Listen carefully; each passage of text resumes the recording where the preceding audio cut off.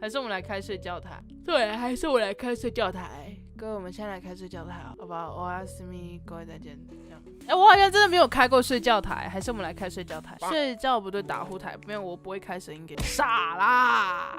你们当我傻了啊？我当然是不会让你们听到我的声音啦。前进陪伴不要。打呼台不会，我不会打呼，没有打呼我走了。啊？没打呼我怎么塔斯卡路？不要了，不要了。我会好好睡觉啊，我也会好好休息啊。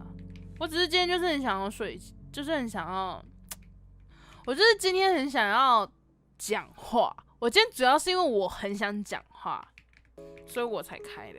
不然我其实现在应该在睡觉。